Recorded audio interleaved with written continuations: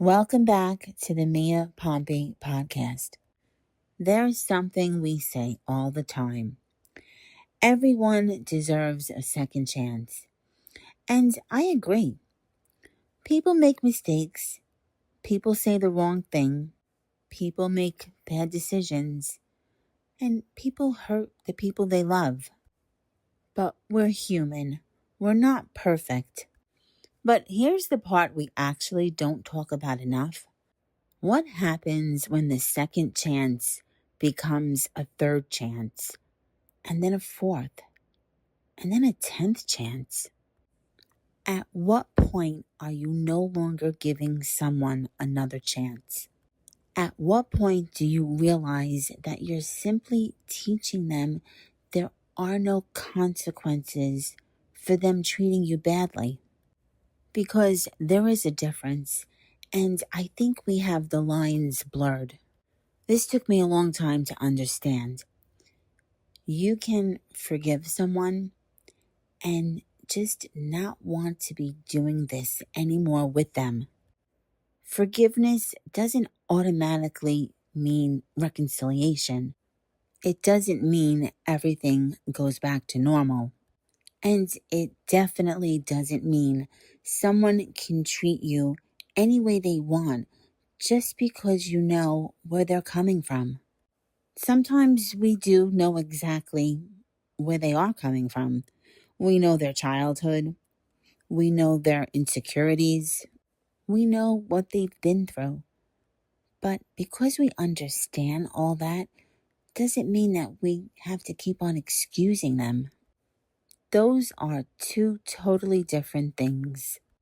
I can understand why you behave the way you do, but I can also decide not to be on the receiving end of it anymore. And that doesn't mean it makes you cruel. It makes you aware. Here's the question that I think matters most. What happens after the apology?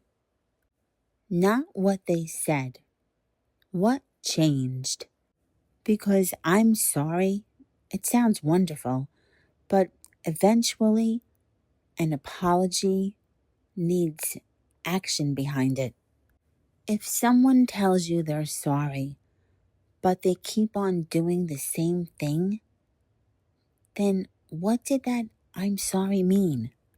Were they sorry for hurting you? Were they sorry for getting caught? Or were they sorry for dealing with you and your reaction after the fact? Those are not the same thing. And I know once we get the apology, we seem to forget to watch what happens after that. Did their actions change? Some of us are very good at understanding everyone, sometimes too good. We know why they snapped. We know why they disappeared. We know why they didn't show up. We know why they said what they said. But honestly, who's understanding you? Who is considering what all of this is doing to you? Being compassionate doesn't require you to be someone's emotional punching bag. You can have empathy for someone without constantly paying the price for it. I don't think second chances should be automatic.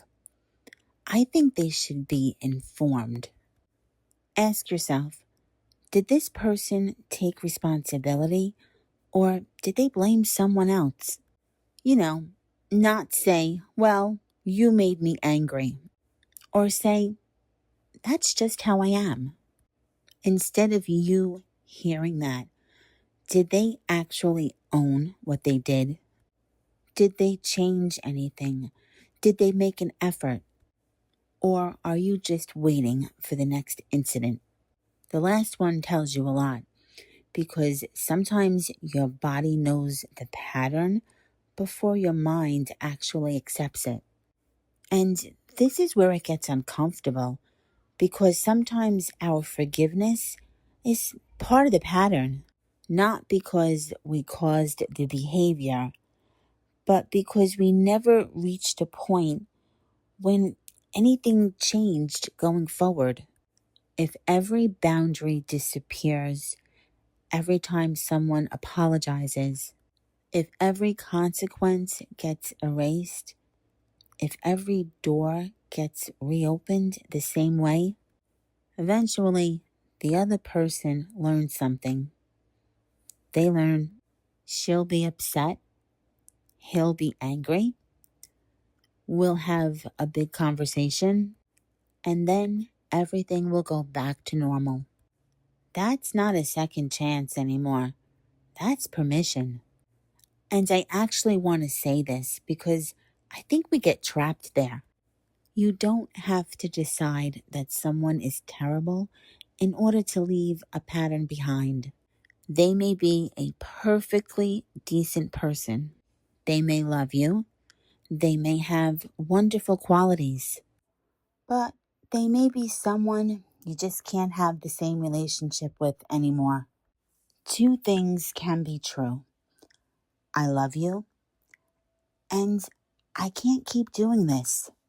And that is one of the hardest truths in a relationship. Here's another way of looking at it. Maybe the second chance isn't supposed to be theirs.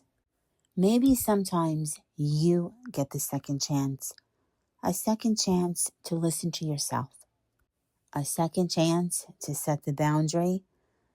A second chance to stop explaining away something you know that isn't working. And you can say to yourself, I've seen this pattern before, and this time I'm going to respond differently. And that doesn't mean some dramatic goodbye. Sometimes it means less access, less involvement, different expectations. A relationship can change without becoming a war. So I want you to think about someone in your own life. Maybe there's no one. Maybe there is. Ask yourself, am I giving this person another chance because something has actually changed? Or am I hoping that this time will somehow be different? Because hope is beautiful, but hope without evidence or action from the other person can keep us stuck for a very long time. Forgive who you want to forgive.